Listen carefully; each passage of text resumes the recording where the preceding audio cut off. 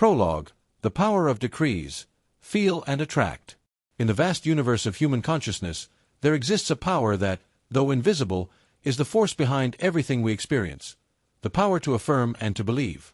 This book, while not an official work, is deeply inspired by the transformative teachings of Neville Goddard, a man whose understanding of the nature of reality and the power of I Am has resonated through generations. Neville left us an invaluable legacy: the understanding that each of us is the creator of our own reality. Through his words, we understood that the external world is merely a reflection of our inner consciousness, and that the affirmations and decrees we make with faith have the power to manifest anything we desire in our lives. It's not about mere words, but about feeling with conviction the truth of what we desire, acting as if we have already received it. The purpose of this book is to provide you with powerful tools, inspired by these principles, so you can apply the power of I Am in your daily life. Here you'll find how to make effective decrees, affirmations that resonate deep within your being, and how to communicate with that divine force residing within you through letters to God. Each page seeks to remind you that the power to transform your life has always been in your hands. This is not an official book, but the truths you will explore are universal. The power contained within these teachings is immense and profound, capable of transforming lives and realities. It's an invitation to remember your inner power and use it to create the life you desire. May this book be a guide to discovering the Creator within you and inspire you to walk with full confidence in your power to manifest what once seemed impossible. Chapter 1: The Path of Manifestation, Redefining I Am.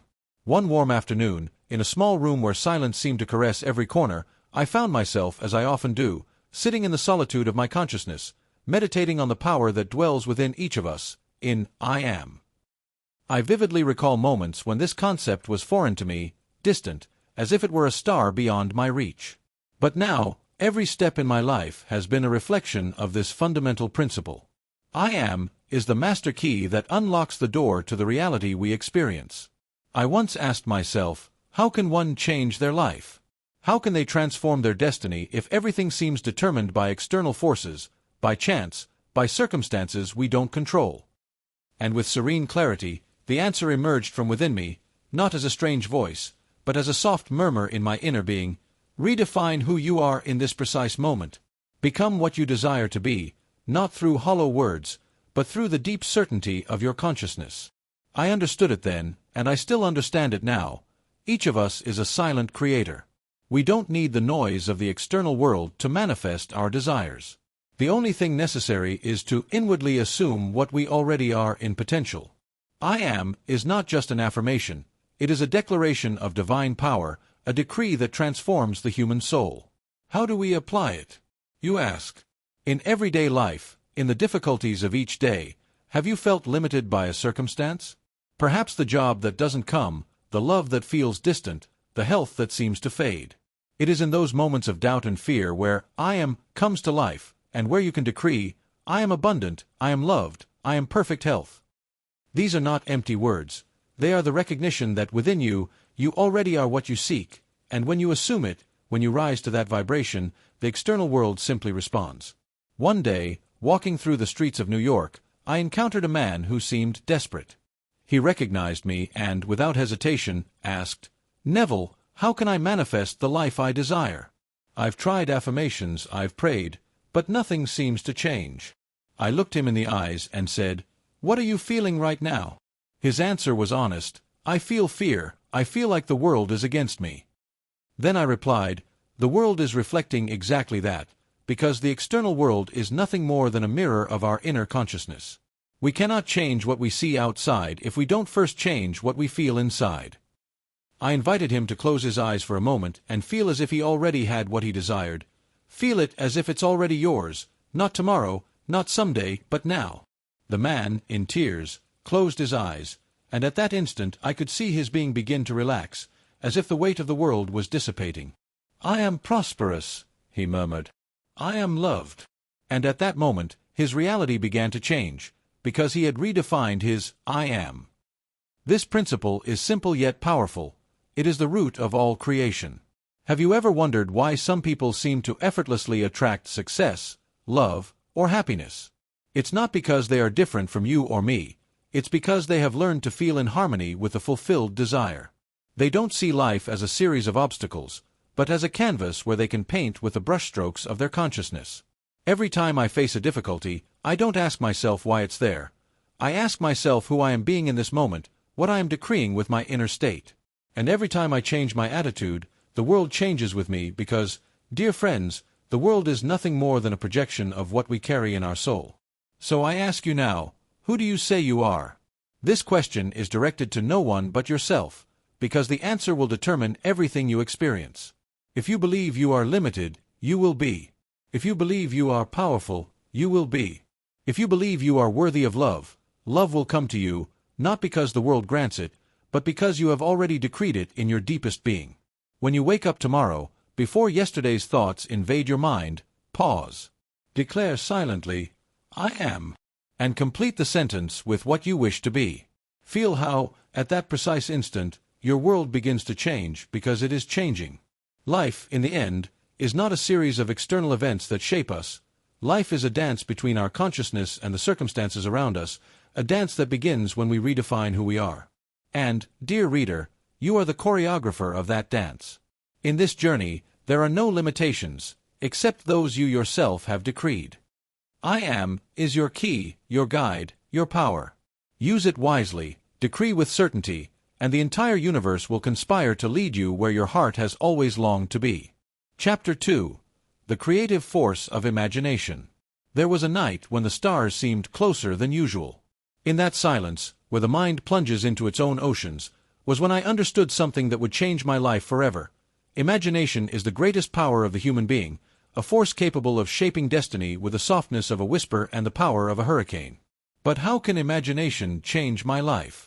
This is the question many have asked, and it's the same question I asked myself in my moments of greatest doubt. I found myself in a difficult situation, as you too have surely found yourself at times, bound to a destiny that seemed to have no way out, with the feeling that the world controlled me instead of me controlling it. Have you felt that way, as if life were a river carrying you along, and you could do nothing but follow the current? It was then that I discovered, almost by chance, that within me was a force capable of altering that flow, of transforming the river into a source of infinite possibilities. That force was my imagination, and, dear reader, it is the same force you possess right now, pulsing within you, waiting to be unleashed. How is it possible that something as simple as imagining can create my reality? I wondered. The answer, though seemingly too simple, is profound. What you imagine with intensity, what you visualize and feel as if it were already real, begins to take shape in your external world. It's not magic. It's a natural law that has always been at work, only many haven't known how to use it consciously. I remember one day walking through the city, watching people rushing through their daily routines. I asked myself, how many of these people have stopped to imagine their ideal life? How many are simply reacting to what the world imposes on them, without realizing that they themselves have the power to change it? I realized that most live without understanding the greatness of what they carry within. But I had discovered a secret that could change everything. Imagination is not an escape, as many think. It's not a fantasy or a game. It's the brush with which we draw our experiences. If in your mind you can see yourself living in abundance, if you can feel it as if it were already happening, then you are planting the seed for that reality to blossom in your life. But how do I do it? You might ask. Close your eyes for a moment. Imagine your greatest desire fulfilled. Don't be limited by current circumstances or by what you believe is possible or impossible. Feel what it would be like if you already had it, how you would look, how you would feel. Make that image come alive within you, make it as vivid as anything you can touch or see. In that instant, you are using the greatest power you possess. It's not just about visualizing, but about feeling. Feeling is the secret. I recall an occasion when, facing a seemingly insurmountable obstacle, I decided to apply this principle. Instead of worrying or trying to solve it with physical or mental effort, I sat in silence and began to imagine the desired outcome. I felt it so real that my heart filled with the certainty that it had already happened. Soon after, what seemed impossible vanished like a shadow at dawn. Imagination is your ally, but it doesn't work when it's filled with doubt. It's like a garden. If you plant a seed and constantly dig it up to see if it's growing, it will never blossom. Let what you imagine take root deep within your being and trust that the universe will take care of manifesting it in perfect time. But what if I don't have imagination? You might think. Everyone has imagination. Perhaps you're not using it consciously, but every thought you have, every fear you entertain in your mind, is using that same creative force. The difference lies in directing it. If you constantly live imagining failure, scarcity, or fear, that is what will manifest in your life. But if you can shift your focus, if you can imagine a life of fullness, success, and love, then those will be the realities you begin to experience. I remember a woman who approached me once, desperate to change her life. "I can't go on," she said. "I've tried everything and nothing works." I asked her, "Have you ever imagined what your life would be like if everything was good? Have you seen yourself living without worries, in peace?" She looked at me with incredulity. "No," she admitted. "I'm always thinking about what's going wrong." I replied, "There's your answer. Change what you imagine. Don't wait for circumstances to change first. Change your inner world and the world will follow." I asked her to close her eyes and imagine herself free from all her worries. I told her to do it every day until that image became so real to her that she couldn't imagine anything else. Some time later, she wrote to tell me that her life had taken a radical turn. "The only thing that changed," she said, "was how I saw myself in my mind." And that's all it takes. I ask you now, dear reader, what are you imagining? Because what you imagine today will be what you live tomorrow. No matter what the current circumstances are, no matter how desperate you feel, imagination is always at your disposal, waiting for you to use it to create something new. This is the power you have. Do not underestimate it. You can change any situation in your life if you begin to imagine yourself in a state of fulfillment, success, and love. If you feel it with your whole being, the world will have no choice but to reflect it back to you, because that is the law of creation. What you imagine, what you feel, is what you attract. So at this very moment, pause, imagine your life as you wish it to be, feel it, live in that inner image, and let the power of imagination do the rest. Remember, your imagination is your only reality. Chapter 3, Awakening the Dormant Power, The Alchemy of Decree. One night, as the world slept, I sat in silence, watching the stars scattered across the sky like promises yet unrevealed. In that moment, a question arose from deep within my being. How is it possible that something as simple as a decree can transform the course of life? I found myself reflecting on how, over the years, I had understood that it wasn't circumstances that governed my life, but the silent words I uttered in the intimacy of my soul. Each of us carries within a dormant power, a power waiting to be awakened by the alchemy of the decree. But what does it mean to decree? Perhaps you ask. Let me tell you a story. There was a time in my life when, like many, I felt trapped by external conditions. Things seemed to move by inertia, aimlessly, and I wondered, what can I do to change my destiny? And then I discovered the secret. A decree is not just a word uttered, but an act of creation arising from the deepest part of our being. I recall a conversation with a friend who felt overwhelmed by the problems in his life. "I've tried everything," he said. "I pray, I work hard, but nothing changes." I listened attentively and then asked him, "Have you thought about who you are in this story you are living? Have you taken on the role of the creator, or have you surrendered to the role of the victim?" He looked at me confused. "What do you mean?" "Each of us is playing a role in our lives," I explained. "The question is, what character are you being? If in your mind you see yourself as defeated, limited by circumstances, then that will be the reality you manifest. But if, as in the stories of the Bible, you see yourself as the hero, as the one who overcomes obstacles through faith and imagination, then everything around you will begin to change." I invited him to see himself not as someone struggling against an uncertain fate, but as the creator of his destiny.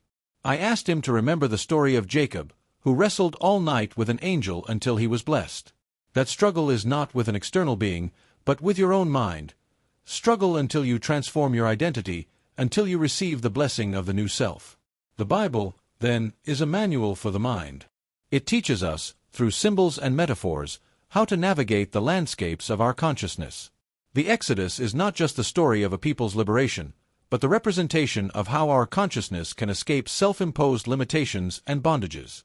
Jesus is not just a man who walked the earth, but the personification of the higher self within each of us, the I Am, that has the power to transform any situation. But how do I know what role to play, you might ask? The key lies in your decrees.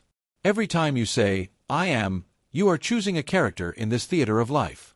If you say, I am weak, then you will play the role of someone limited by fear. If you say, I am powerful, you will rise like Moses, leading your mind towards the promised land of your fulfilled desires. One day, while reflecting on the story of Lazarus, I understood something profound. Lazarus is not just a man resurrected from the dead, but the symbol of those aspects of ourselves that we believe are dead or lost. The so-called resurrection is an invitation to awaken those dreams, those desires that we have buried under the weight of doubt and hopelessness. When we hear the words, Lazarus, come forth, we are actually hearing our consciousness calling us to come out of the tomb of limitations we have created. Wake up, it tells us, and live again. Every biblical passage, then, is a lesson for the mind. No matter what your current situation is, you can find in these stories a guide to overcome your challenges. If you feel lost, remember the parable of the prodigal son. That son is none other than you in moments when you have strayed from your true self, believing that the external world has power over you. But just like him, you can always return, you can always remember who you truly are, and when you do, the feast is prepared for you. Next time you read the Bible, do so not as a spectator of past events, but as an active participant in the drama of your own life. How am I playing this story? Ask yourself. And then, like a director on the stage of your mind, decide what role you want to play. Because in the end, you are the creator of every scene. The Bible does not speak to you of a distant God, but of the power that dwells within you. That power is your consciousness, your imagination, and your ability to decree who you are at every moment. I am is the key that opens all doors. Use them wisely, and you will discover that the world, as written in the pages of this ancient book, is just a representation of what you carry in your soul. Chapter 5. The Door to Manifestation, the Eternal I Am. One afternoon, as I watched the sun slowly set over the horizon, a profound thought came to me like a gentle breeze caressing the soul. Everything I desire in life, everything I dream of being or having, already exists within me. In that moment, I understood what I had so often sought to grasp. The I Am is the door to all manifestations. But how can something so simple hold so much power? I wondered as day gave way to the embrace of night. The answer came not as an idea, but as a deep sense of peace. Because I am is not an affirmation of something you wish to become, but the recognition of what you already are. In that instant, I understood that the key to all manifestation lies not in seeking outside, but in recognizing within oneself that we already are what we desire to experience. Imagine you are before a closed door, a door that leads to all the possibilities of your life. The love you long for, the abundance you desire, the health you need. In front of that door, many stop, believing they need something external to open it, some special key that only a few possess. But here's the secret. The door has no lock because you yourself are the key. I remember one day when I was talking to a man who, desperate, couldn't understand why his desires seemed so distant. I've tried everything, he said in a tired voice. I've worked hard, I've prayed, but nothing changes. I listened patiently and asked him, what do you truly believe yourself to be right now? The man looked at me, surprised. I don't know, he replied. I just know I want to change, but I feel trapped. There it is, I said. You feel trapped, and that's what you're decreeing, even without realizing it. You've closed the door because you haven't recognized that you already have the power to open it. I am is that key, but it's not a physical key, it's a key of consciousness. What you follow after I am determines what you will experience in your life. The man seemed confused. So I just have to say, I am, and what I desire will manifest. I smiled, because I knew what was coming. It's not about saying the words, but about feeling them with your whole being. You're not trying to become something, you're remembering that you already are it. I am is not a command, it's a recognition. That is the key, dear reader. Every time you say, I am, you are affirming an eternal truth. No matter what your current situation is, no matter what obstacles you face, I am is immutable, eternal, and always present. If you wish to manifest love, you must recognize that you already are love. If you desire abundance, you must feel that you are already abundant. And by doing this, the door opens effortlessly, because it was never closed to one who knows they already are. But how can I feel that I already am what I desire when the external world tells me otherwise? You might ask. The answer lies in your consciousness. The external world is nothing more than a reflection of what you carry within. If within you, you believe that you already are what you desire, the external world will have no choice but to reflect it. One day, while reflecting on this power, I understood that I am is eternal because it does not depend on time or space. It is not something that arises with birth or disappears with death. It is the very essence of your being, the invisible thread that connects every experience, every moment, and every desire. I am, has always been and always will be. What changes is what you follow after those words. If you choose to follow them with limitation, with fear, or with doubt, then that will be the reality you experience. But if you choose to follow them with greatness, with love, with certainty, then the door to manifestation will open before you. I recall a story I read about a man who was lost in a desert, desperately searching for water. Day after day he walked under the scorching sun, convinced he would die of thirst. One day, in his desperation, he fell to his knees and said, "I am a thirsty man and I am going to die in this desert." At that moment, he sealed his fate, for he decreed from his consciousness of scarcity. However, there was another man who was also in the desert, but instead of falling into despair, he said, "I am water, I am the abundance I seek." And though he still did not see the water, his inner conviction was so strong that he could not imagine another reality. Soon he found an oasis, because his consciousness guided him to what he already knew he was. You are both men at every moment. You choose which door to open with your decree. You can decree from lack, from fear, or from the certainty that you already are what you seek. And that certainty is what changes the world around you. But what if I don't believe it? You might ask.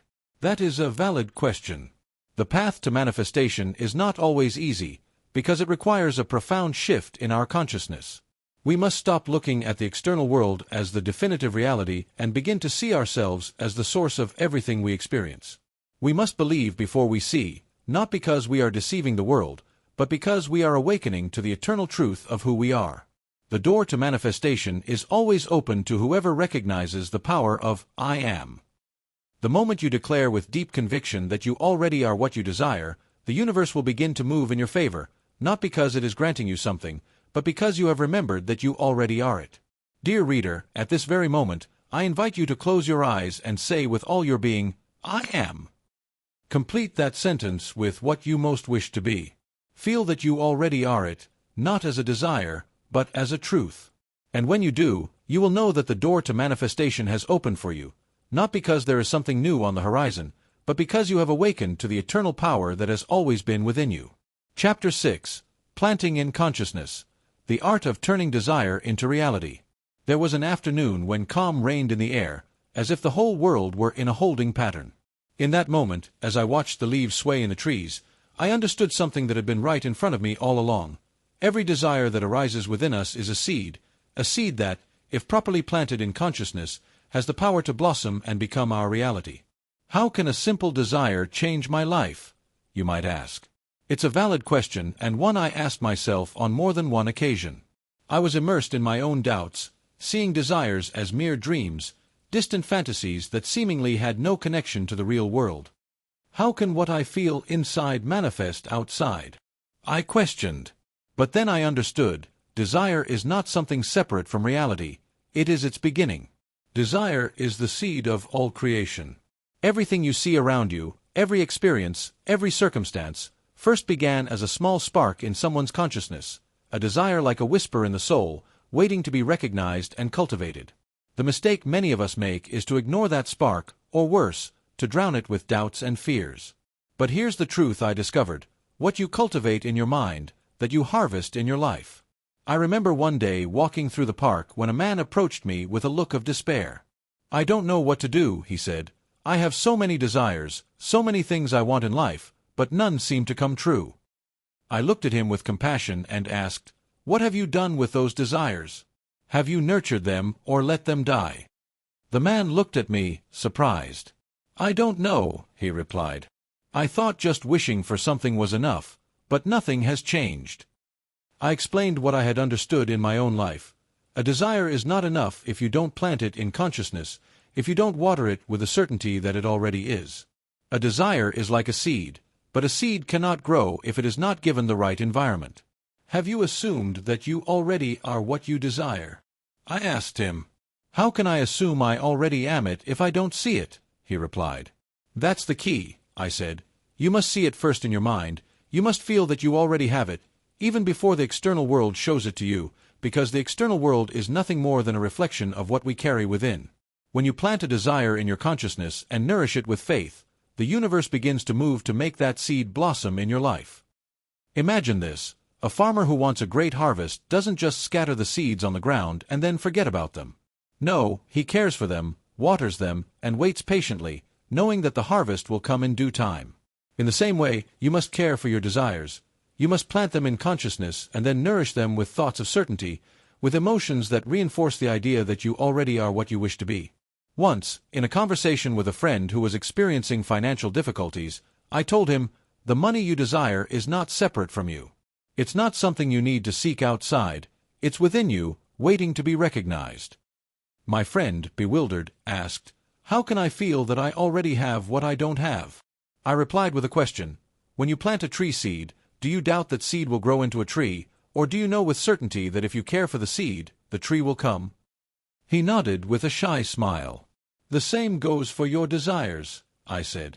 If you sow the desire in your consciousness and nurture it with thoughts and emotions of certainty, it will inevitably manifest. The art of turning a desire into reality lies in feeling it as if it were already yours, in living within that mental state until the physical world has no other option but to reflect it, because what we feel and believe with conviction becomes our reality.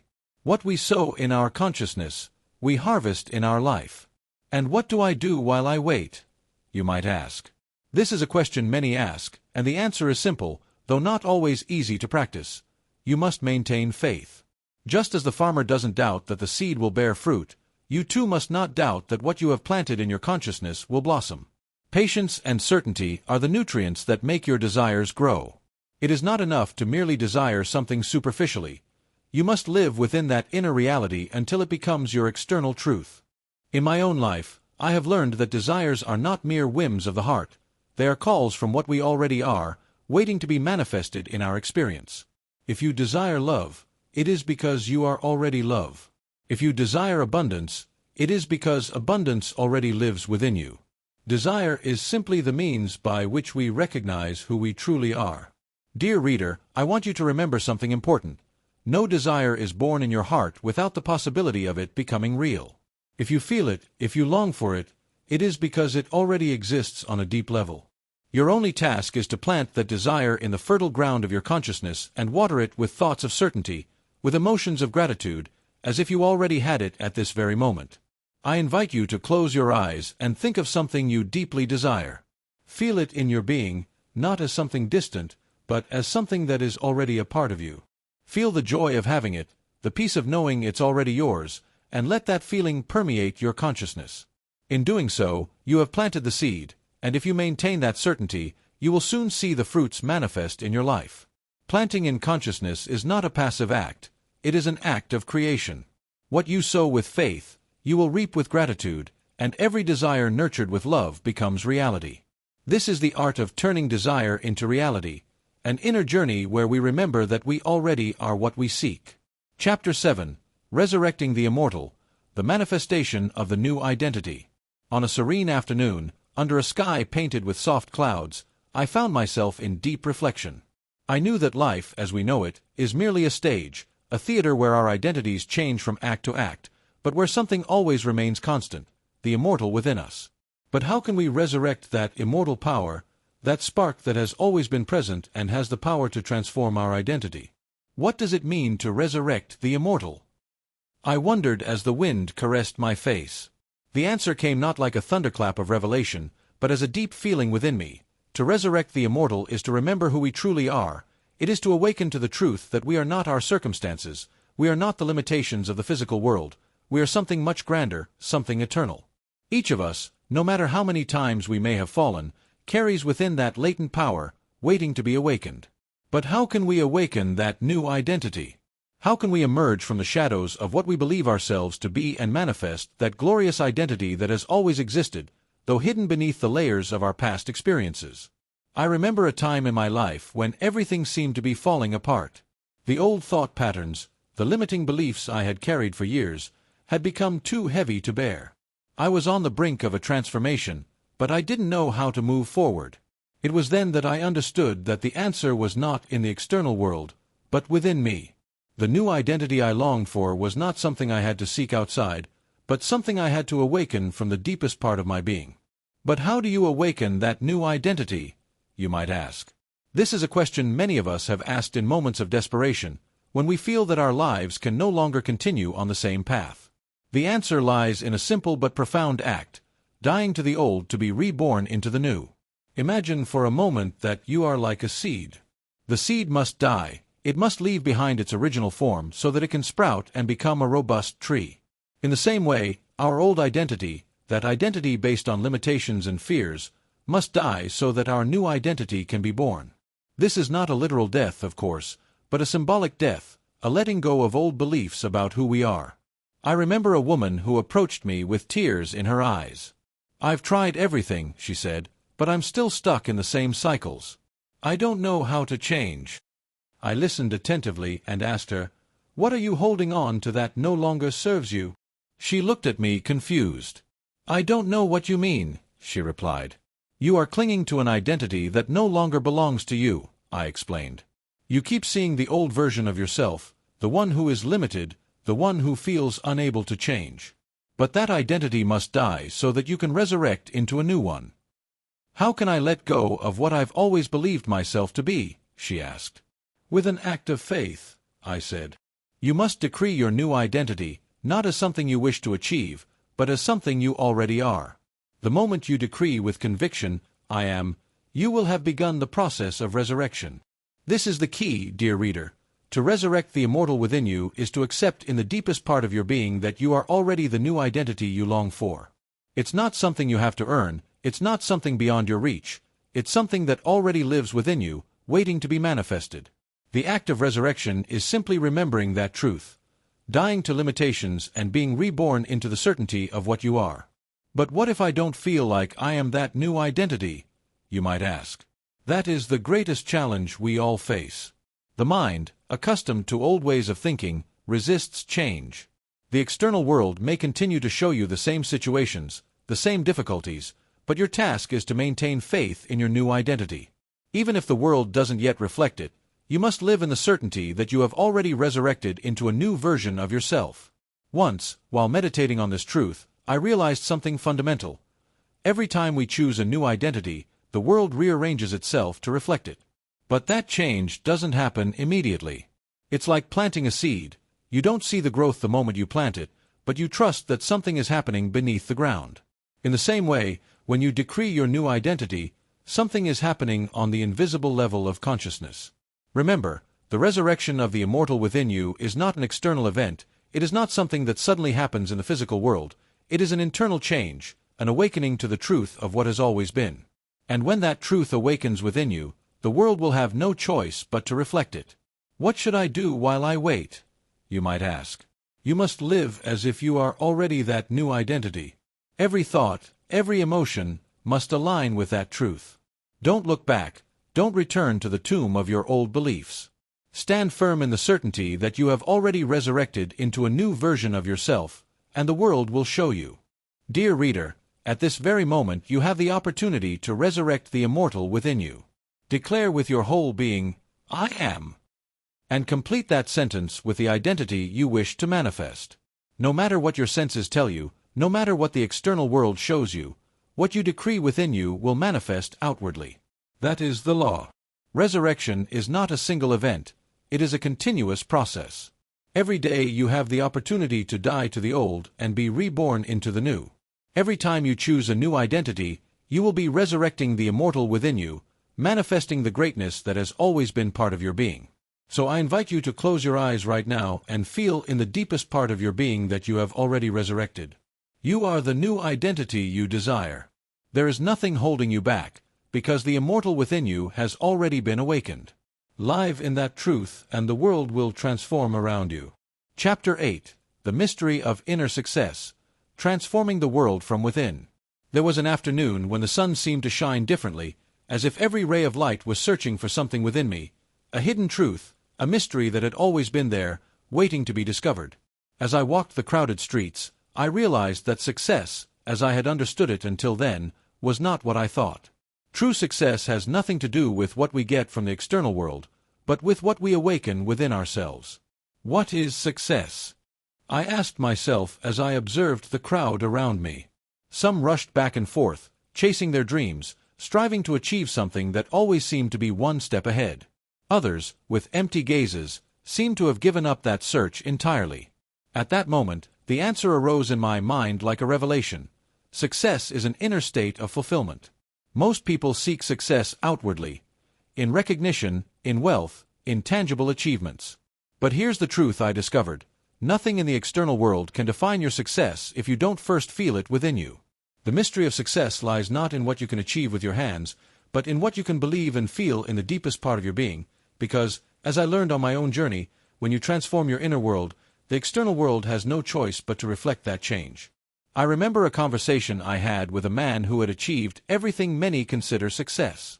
He had a successful career, a beautiful home, and a life that seemed perfect from the outside. However, when I met him, he was disheartened. "I've achieved everything I ever wanted," he told me, "but I don't feel fulfilled. Something is missing, and I don't know what it is." I listened attentively and asked him, "What were you truly seeking when you pursued all that? Did you believe that success was something you could find outside or something that was already within you?" He looked at me with confusion. "I always thought that if I achieved those things, I would finally be happy, but now that I have them, I feel an even greater emptiness." "There's the mystery," I replied.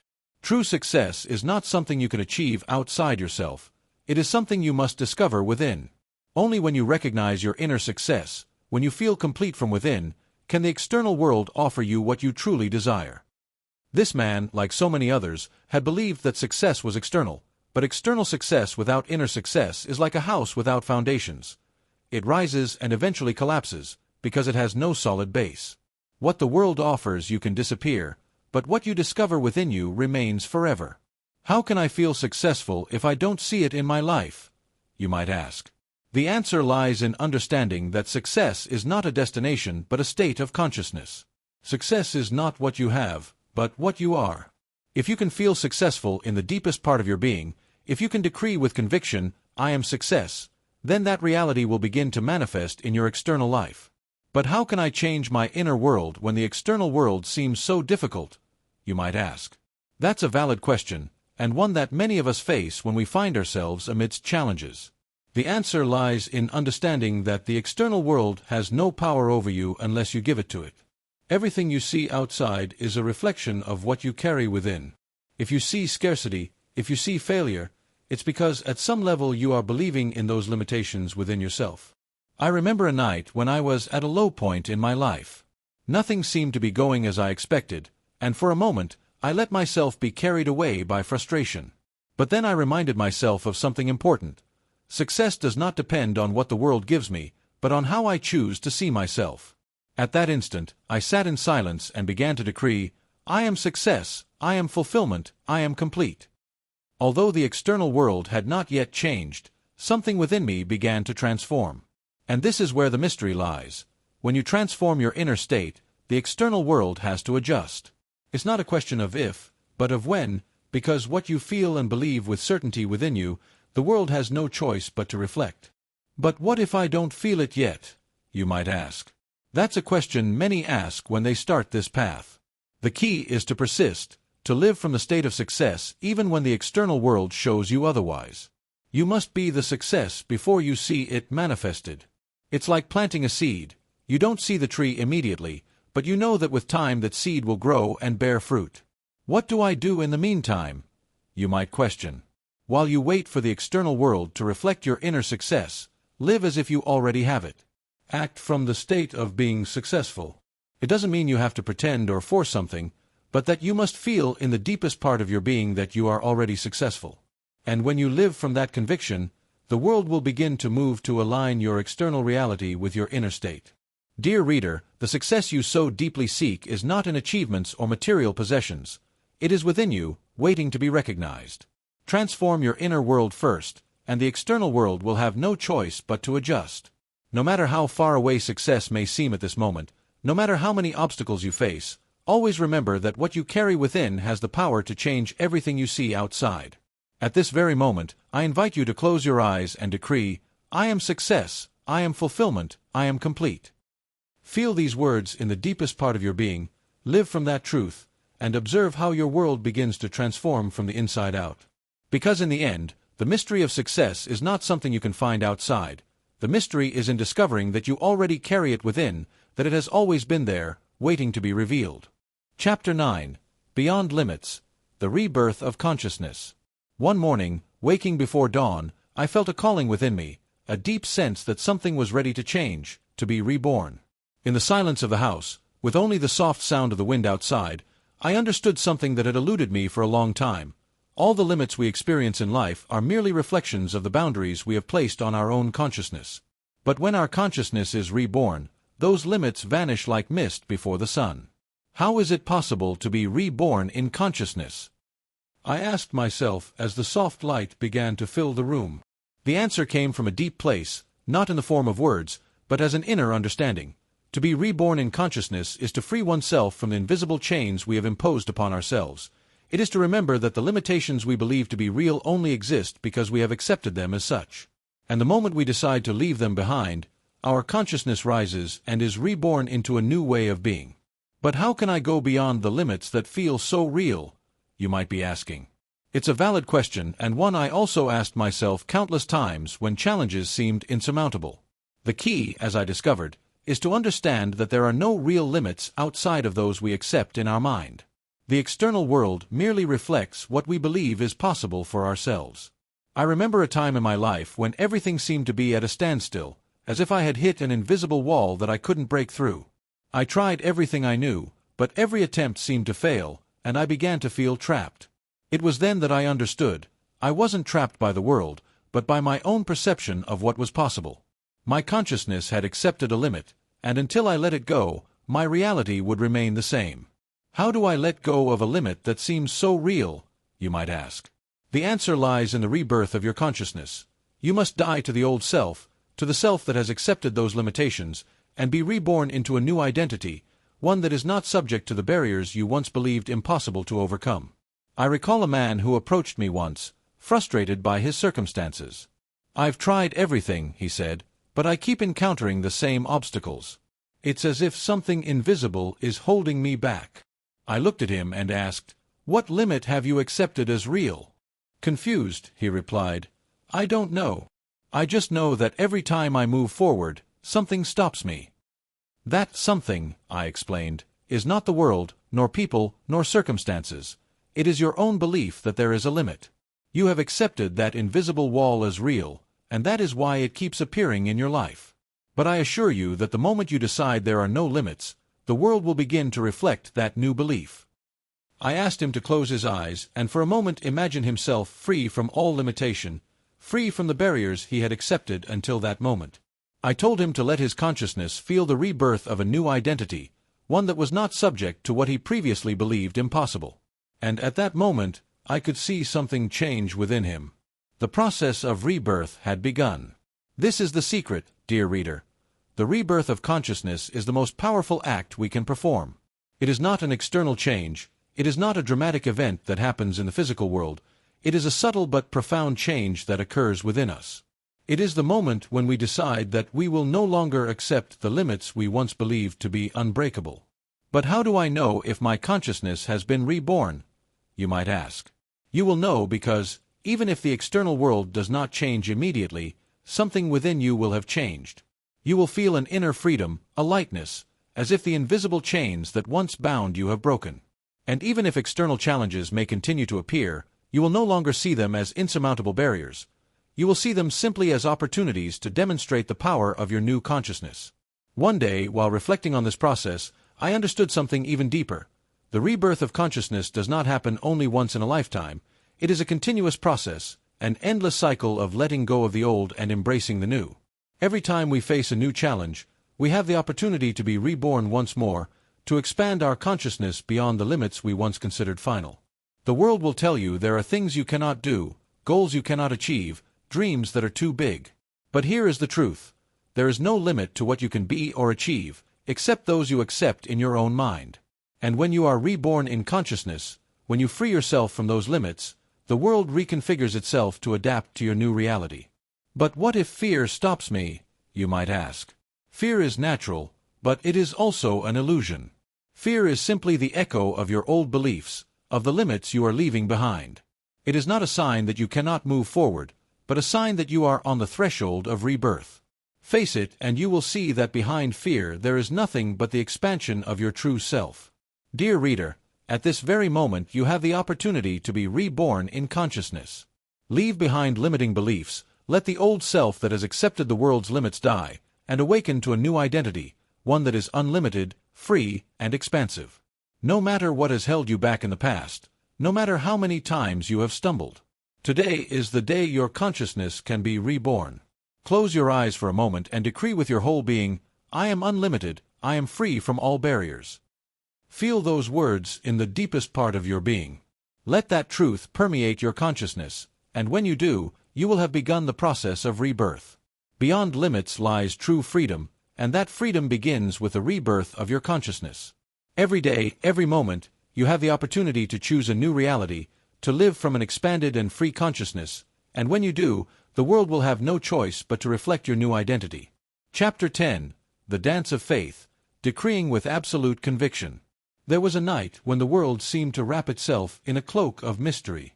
As I walked the silent streets, I found myself reflecting on a truth that had become increasingly clear in my life.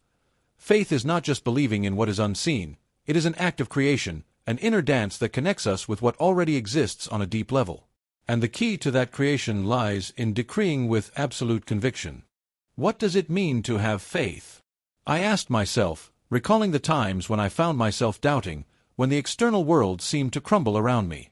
The answer, as so often, came not in words, but as a sensation that pervaded my entire being.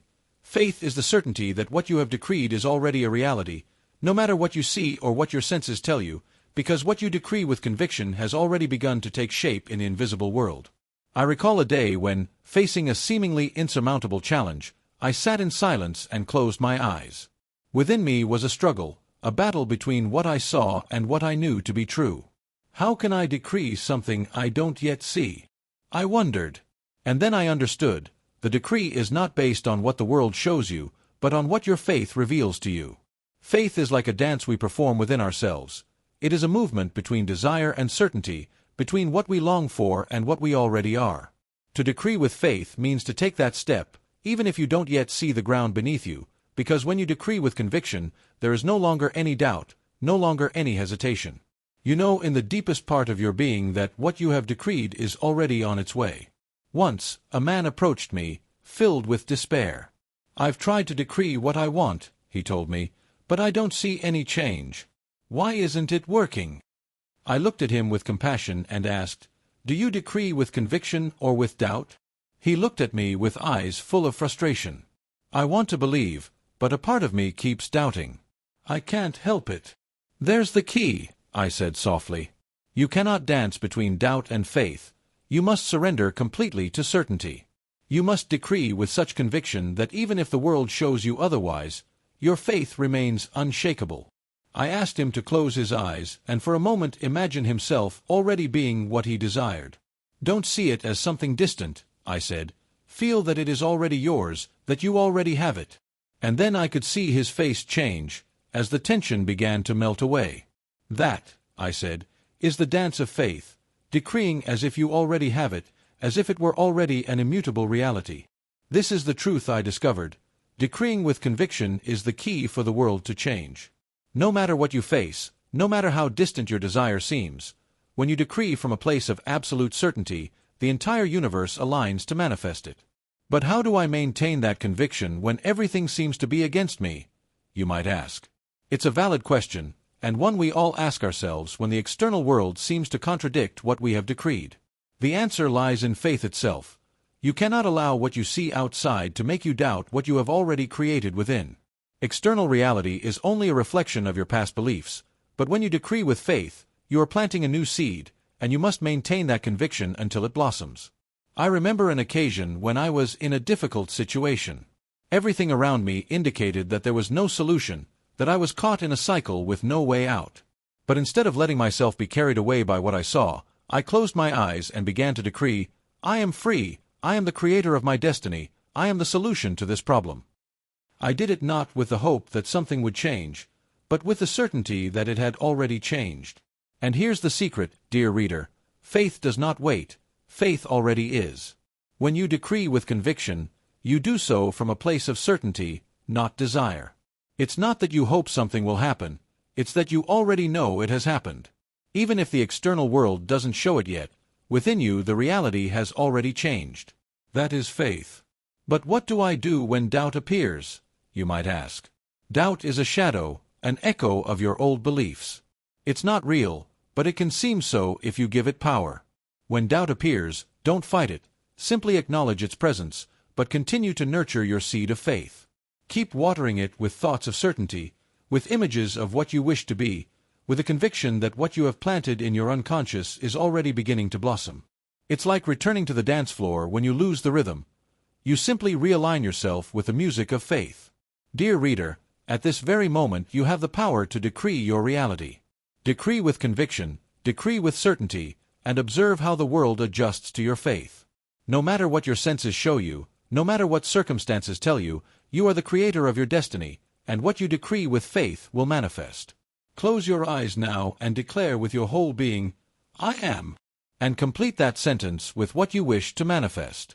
Feel the truth of those words, not as a desire, but as a reality. And when you do, you will have taken the most important step in the dance of faith, because the world doesn't change by what you desire. It changes by what you decree with conviction. Decree now and let faith do the rest. Chapter 11. The Power of Forgiveness, Liberating to Elevate Consciousness.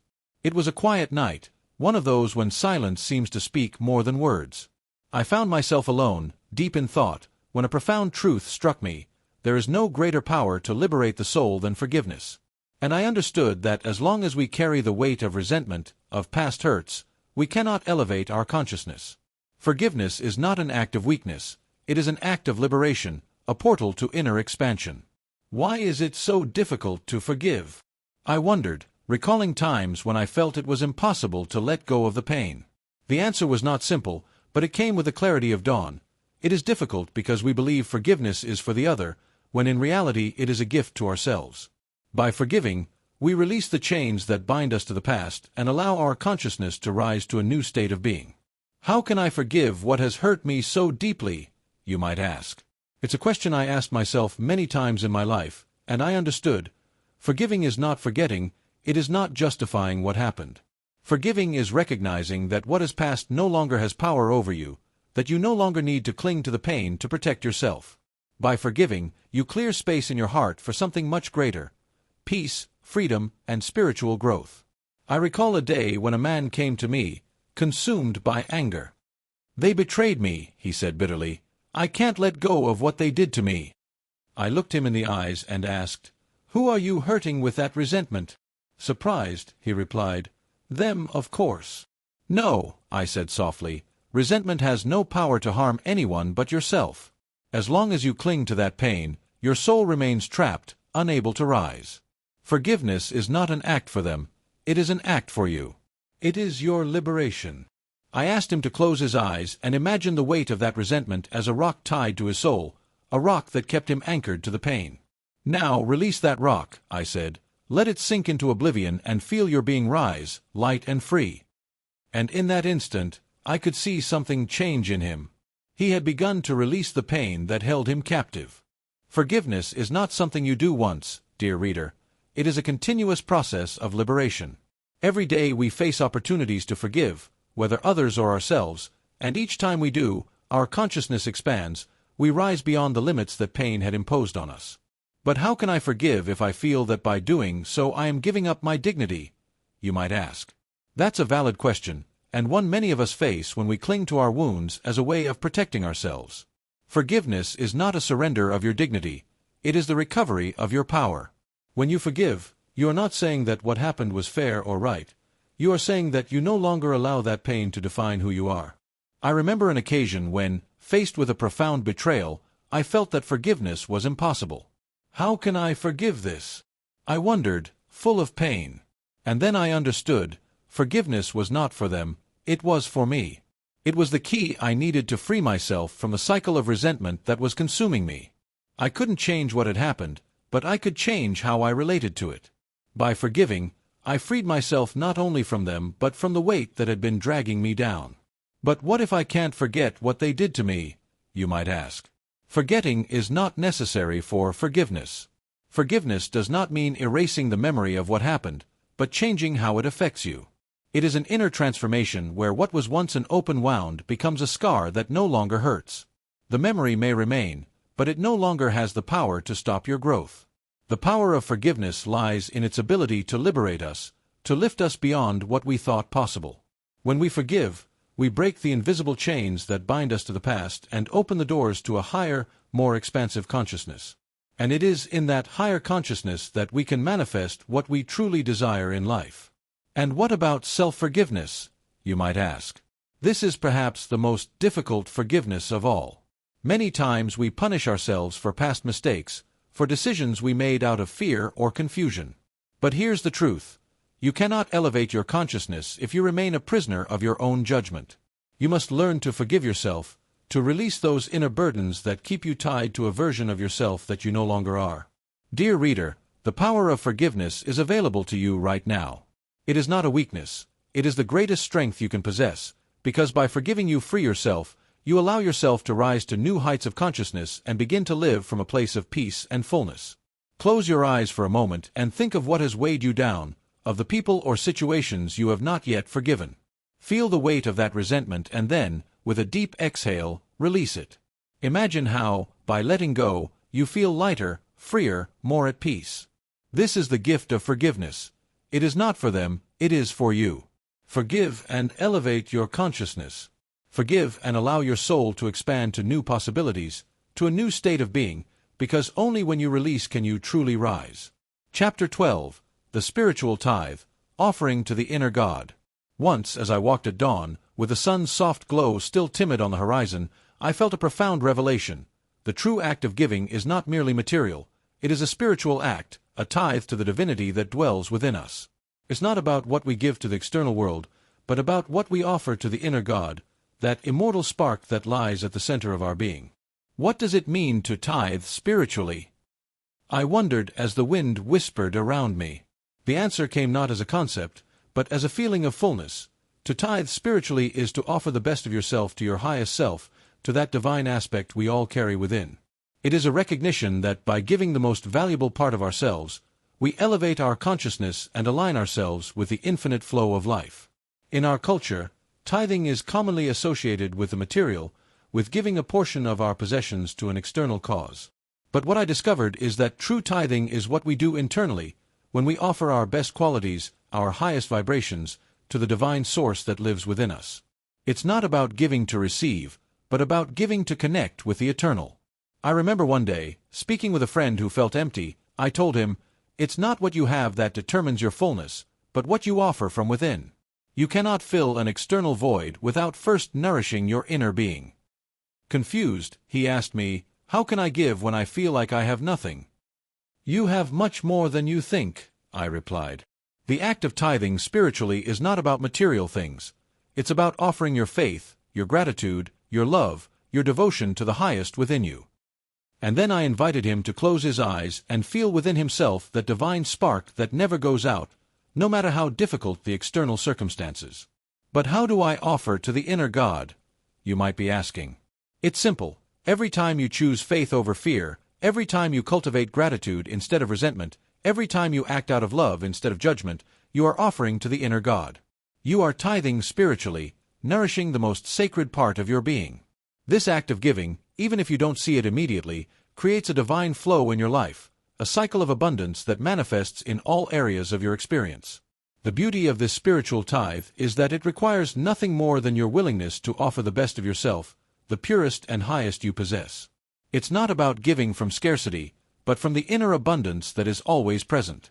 When you give from that place, you not only nurture your own consciousness, but you align yourself with the divine flow of the universe.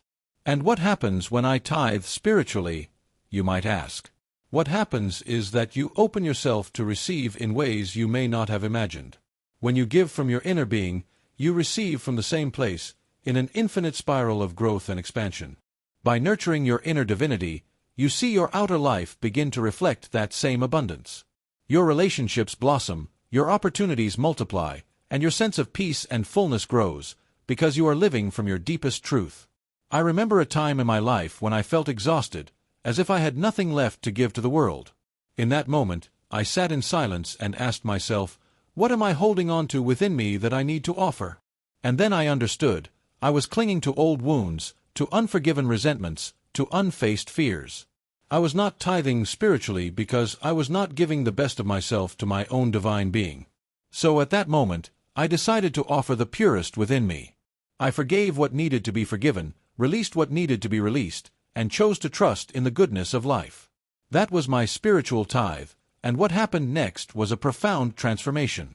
I felt lighter, more connected to my inner self, and the world around me began to reflect that same lightness and connection. But how do I know that what I am offering is enough? You might ask. It's not about how much you give, but about the intention with which you give it. The inner God doesn't need quantities. It needs quality. It needs your faith, your trust, your unconditional love. When you offer the best of yourself, what you give is always enough, because what matters is not the magnitude of the act, but the purity of your intention. Dear reader, at this very moment you can begin to tithe spiritually. You don't have to wait to have more, because you already have everything you need within you. Offer your gratitude for the life you have, for the lessons you have learned, for the opportunities yet to come. Offer your faith in the invisible, your love for the divine, and observe how your life begins to align with that expansive and abundant energy. Close your eyes for a moment and feel that divine spark within you. Offer the best of yourself to that eternal presence that is always with you. Feel how, in doing so, something within you begins to rise, to expand, to connect with the infinite flow of life. This is the true act of tithing, giving to the God that dwells within you. And in doing so, receiving in ways that go beyond the material. To offer to the inner God is to remember that in the act of giving we are always receiving, because what we give with love and devotion always returns to us. Chapter 13, The Seed of Faith, Breaking the Barriers of the Unconscious. There was a night when the sky seemed so deep that I could feel eternity watching over us. In that moment, I understood that faith is like a small and seemingly insignificant seed, yet capable of breaking the most powerful barriers that exist in our mind, those of the unconscious. Those beliefs, fears, and limitations that seem unbreakable can be brought down by the subtle but immense power of faith planted deep within our being.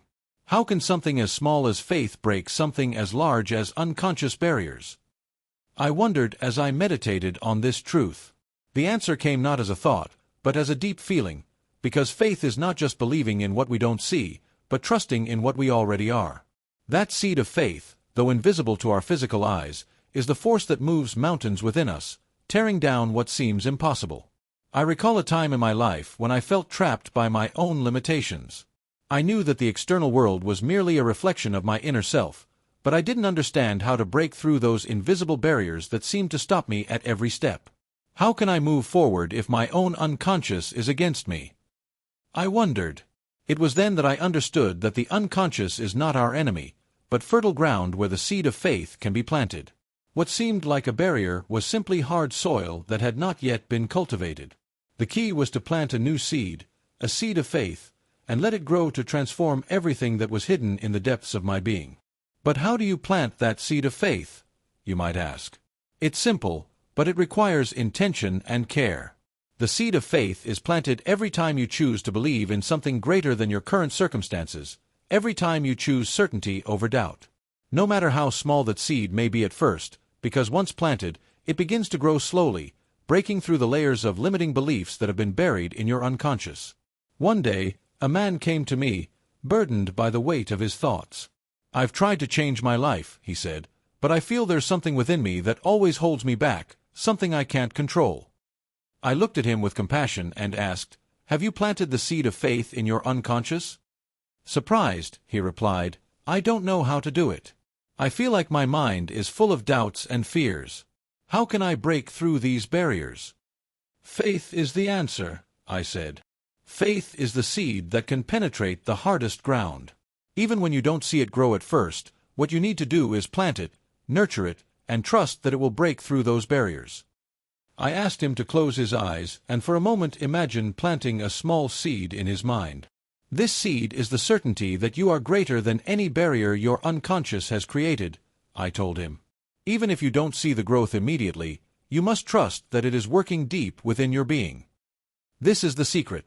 The seed of faith works in silence, in the invisible, breaking down the barriers that the unconscious has built over time.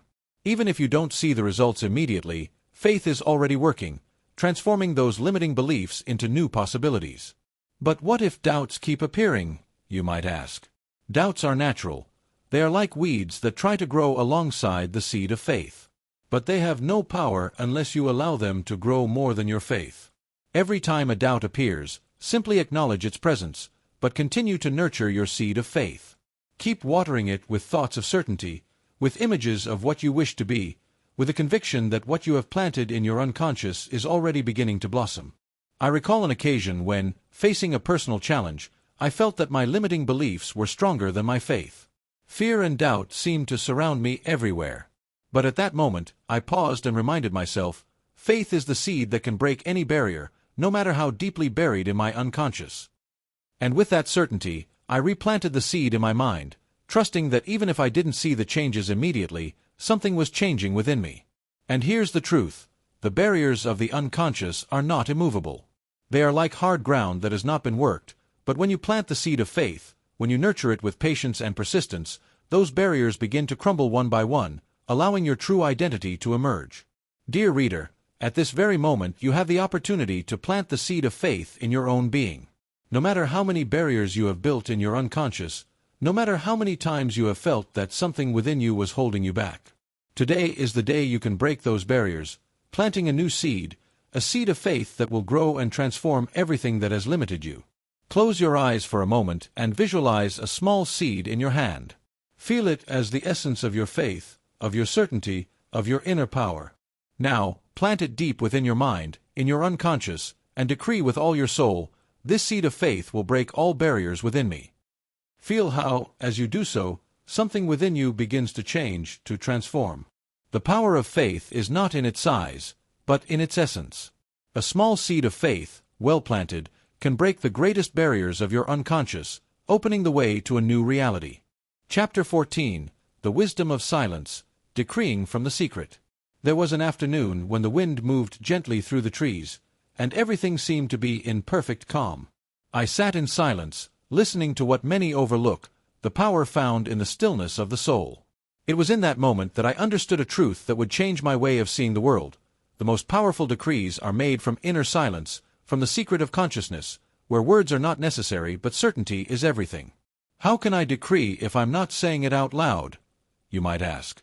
It's a valid question and one I also asked myself when I discovered this principle. The answer is simple. The power of a decree does not depend on spoken words, but on the silent conviction that resides in your deepest being. Silence, in its stillness, is a space where invisible forces align and where what you have decreed begins to take form in the physical world. I recall a moment in my life when I felt overwhelmed by the noises of the external world. Opinions, judgments, and expectations seemed to shout around me, suffocating my own inner voice. It was then that I understood that true creation does not happen amidst noise, but in silence. It is in that secret space where there are no external interferences, where you can decree with the greatest certainty and power. But how do I know my decree is working if I don't say it out loud?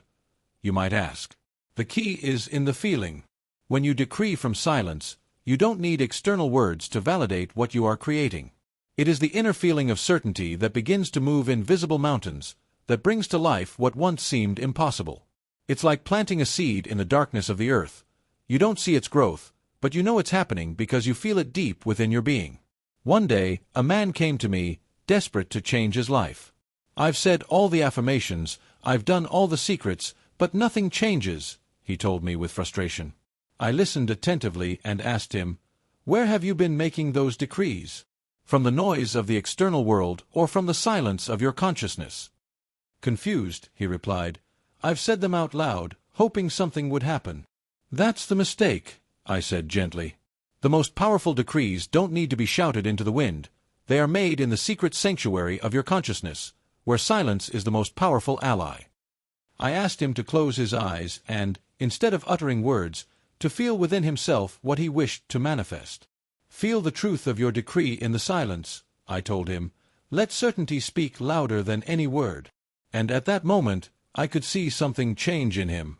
He had begun to connect with the power of silence. How can I feel that certainty in silence when everything around me seems chaotic, you might ask? The answer lies in learning to disconnect from external noise, to find that space within you where everything is calm, where the external world has no power. That is the place of the secret, the place where the deepest and most transformative decrees are made. No matter how chaotic the storm around you, if you can find that inner silence, that's where everything begins to change. I recall a particularly difficult day in my life when it seemed that everything was against me. The external voices were loud, and my mind was filled with doubts.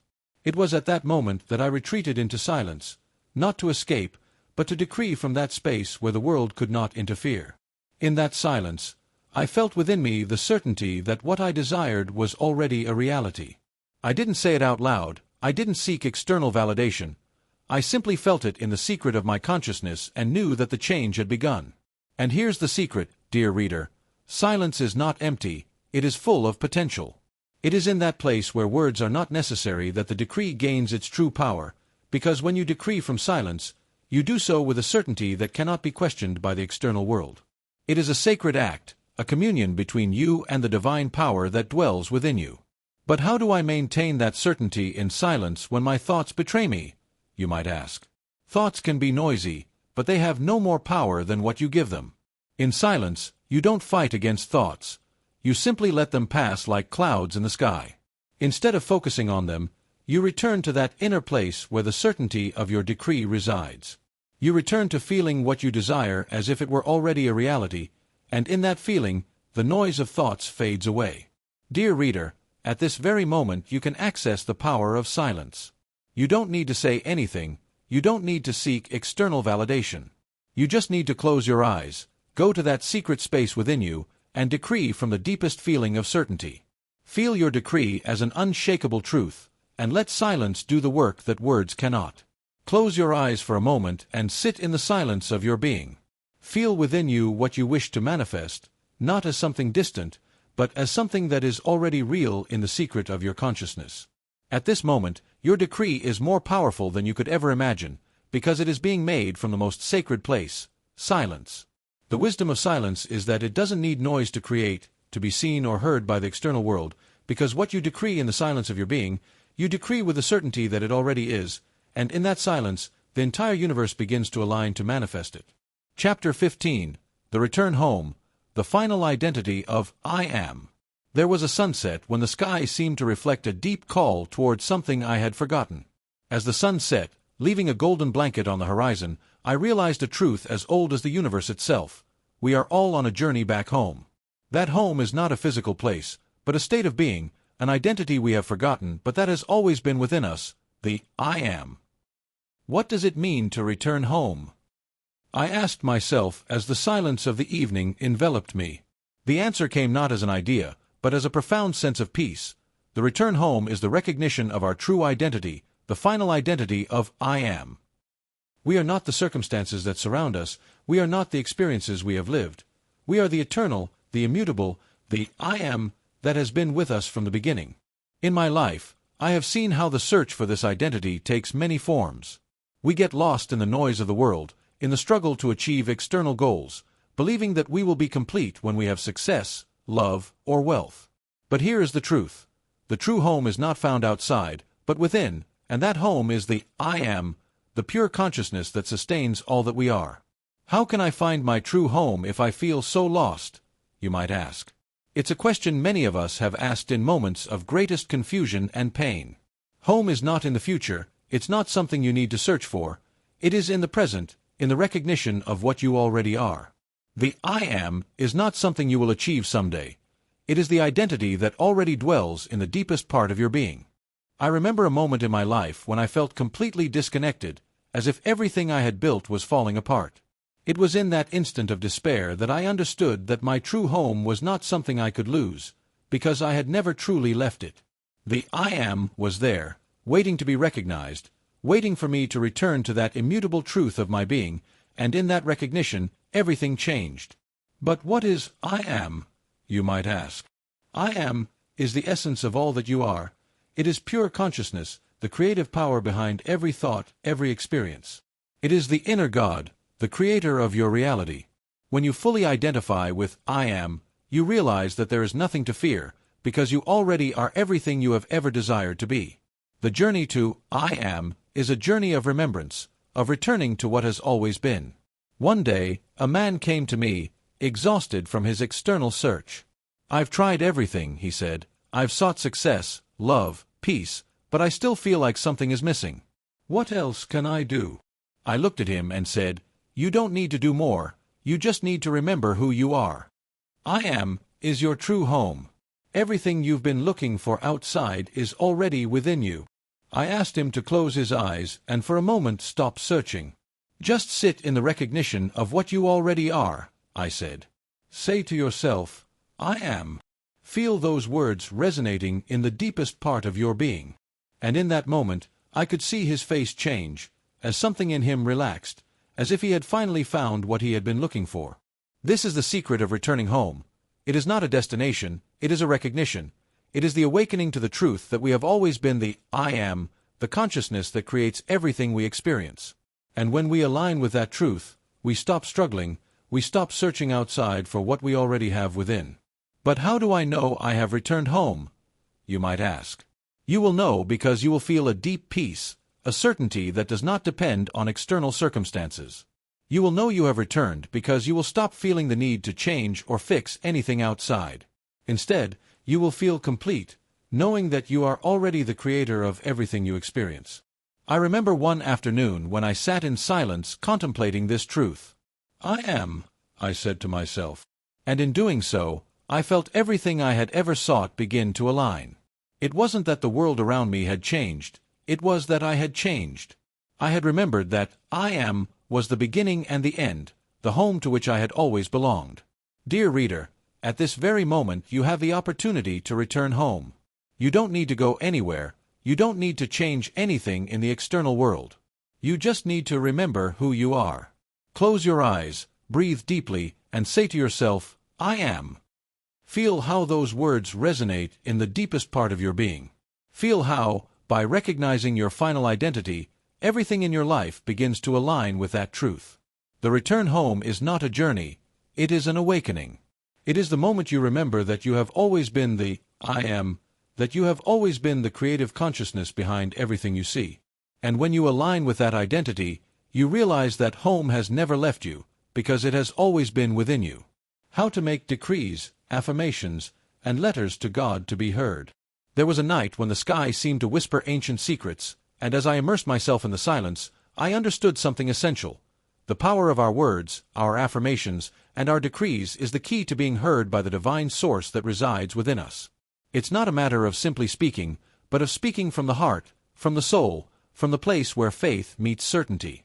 How do I make a decree that is truly heard? I asked myself as I watched the stars. The answer emerged from the depths of my being. A decree is more than words spoken aloud. It is an affirmation of what is already true within you. When you decree, you don't do it to convince God or the universe of something. You do it to align yourself with that immutable truth that already exists. The first step is to recognize that every word you utter carries creative power. You are not simply repeating empty phrases. You are declaring your reality. You are planting the seed of what will be manifested in your life. The decree must come from the conviction that what you are saying is already true, even if the external world does not yet reflect it. But how do I make an effective decree, you might ask? An effective decree is direct, clear, and powerful. You don't speak to doubt or fear. You speak to the certainty that resides deep within your being. When you say, I am abundance, you don't say it as a wish. You say it as a truth that already exists. Decree what you want to be, not what you wish to have, because when you assume that you already are it, everything else will align. I recall a conversation I had with a man who had lost all hope. I've made thousands of affirmations, he told me, But nothing changes. I listened with compassion and asked him, "Were you saying those affirmations from certainty or from desperate desire?" He looked at me, confused. "I said them because I wanted something to change," he replied. "That's the mistake," I explained. "Affirmations are not pleas, they are not requests, they are declarations of what already is. If you say them with the hope that something will happen, then you are already accepting that what you desire is not yet yours. But if you affirm from the certainty that you already are it, then what you have decreed will begin to manifest in your life. To affirm is to decree with conviction. Every time you make an affirmation, you are programming your consciousness to align with the reality you wish to create. You don't have to make long or complicated affirmations. Simplicity and repetition from the heart are more powerful than 1,000 empty words. Tell yourself, "I am health, I am abundance, I am peace," and feel it as a truth that is already blossoming within you. What about letters to God? You might ask. Writing a letter to God is a sacred act. It's not just a writing exercise. It's a moment when you connect deeply with the divine that lives within you. When you write to God, you don't do it as if addressing an external force, but as if speaking to yourself, to the I am that sees all and knows all.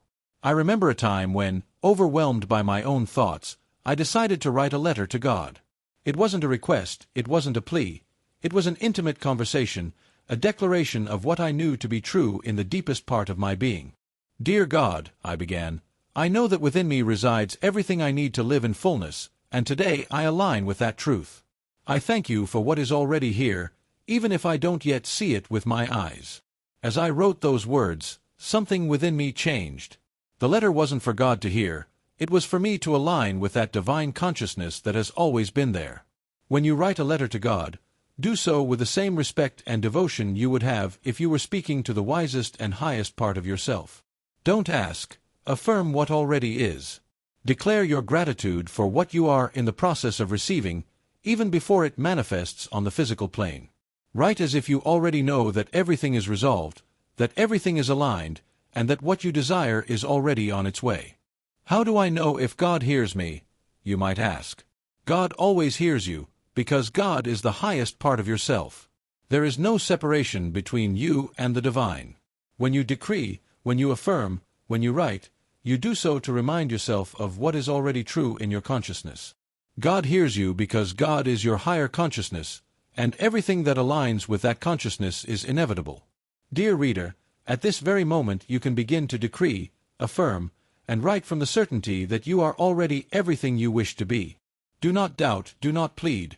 Simply declare with your whole being, "I am," and complete that sentence with what you already know is true in your heart. Write to God as you would write to an intimate friend, someone who already knows all your desires but also knows that you are already worthy of them. Close your eyes, feel in the deepest part of your being the truth of what you are about to decree, and say to yourself, "I decree that I am, I affirm that I already have, I write with gratitude because I have already received." And in doing so, feel something within you align with the divine, feel the barriers disappear, and see what once seemed impossible begin to manifest in your life. Epilogue. Throughout this journey, we have explored the deepest mysteries of being, those hidden in the stillness of consciousness and revealed through the power of I am. The words, decrees, and affirmations contained in this text are much more than simple phrases. They are an eternal reminder that within each of us resides the power to transform reality. This is not an official book, but every word has been written with the inspiration of principles that have resonated throughout time. The purpose is not to follow teachings or doctrines literally, but to apply those universal principles that, regardless of their origin, guide us towards the discovery of our true inner power. The power to decree, to affirm with conviction, and to trust in the invisible is a tool that belongs not to any school or author, but to each of us as creators of our own reality. Each chapter has been a reminder that no matter where we are in life or what obstacles we face, home is always within us, waiting to be rediscovered. Our consciousness, when aligned with the power of I am, is the fertile ground where dreams are sown and realities blossom. This book would not have been possible without the profound inspiration that comes from the principles transmitted by Neville Goddard, whose teachings on imagination, consciousness, and the power of I am have touched my life and many others. Although this text does not claim to be an official work of his teachings, his legacy has been the lighthouse that has guided every word, every reflection, and every decree contained herein. My gratitude is immense to those who, like Neville, have illuminated the path of self-knowledge, showing that the power to create resides in each of us. Through their principles, we have learned that what we imagine, what we affirm, and what we feel with certainty becomes our reality. I thank the readers for accompanying me on this journey of inner exploration, for opening themselves to the possibility that the power to transform their lives has always been within them. This book, although inspired by great teachings, is an invitation to each of you to become the authors of your own lives, using the principles shared here to manifest the reality you wish to live. Finally, I thank the divine power that resides within each of us for always reminding us that we are greater than any external circumstance, more powerful than any challenge, and closer to the source of the divine than we had ever imagined.